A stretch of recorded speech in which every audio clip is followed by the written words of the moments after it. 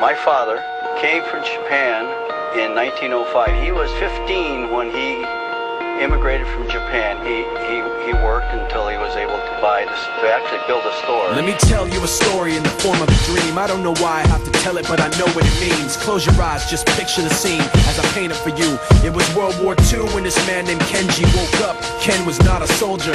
He was just a man with a family who owned a store in LA. That day, he crawled out of bed like he always did, bacon and eggs with wife and kids. He lived on the second floor of a little store he ran. He moved to LA from Japan, they called him immigrant. In Japanese, he'd say he was called Issei. That meant first generation in the United States, when everybody was afraid of the Germans, afraid of the Japs, but most of all afraid of a homeland attack. And that morning, when Ken went out on the doormat, his world went black, cause right there, front page news, 3 weeks before 1942, Pearl Harbor's been bombed and the Japs are coming. Pictures of soldiers dying and running. Ken knew what it would lead to, just like he guessed. The president said the evil Japanese in our home country would be locked away. They gave Ken a couple of days to get his whole life packed in 2 bags.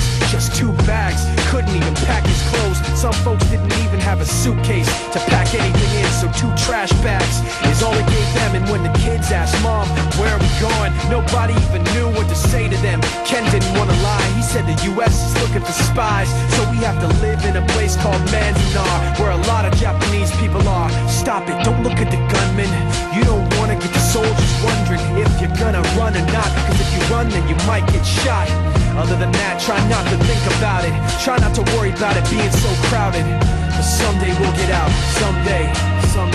As soon as war broke out, so the FBI came and they just come to the house and you have to come. All the Japanese have to go. They took Mr. Nii, and people couldn't understand why they had to take him, because he's just innocent laborer. So now they're in a town with soldiers surrounding them.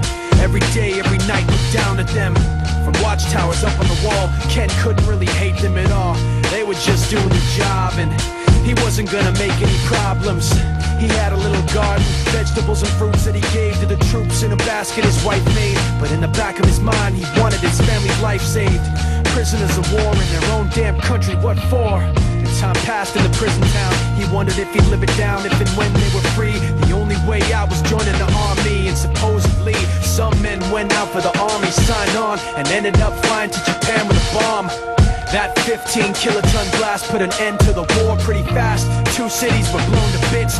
The end of the war came quick, and Ken got out big hopes of a normal life with his kids and his wife. But then they got back to their home, and what they saw made him feel so alone. These people had trashed every room, smashed in the windows and bashed in the doors, written on the walls and the floor, Japs not welcome anymore. And Kenji dropped both of his bags at his sides and just stood outside. He looked at his wife without words to say. She looked back at him, wiping tears away, and said, someday we'll be okay, someday. Now the names have been changed, but the story's true. My family was locked up back in '42.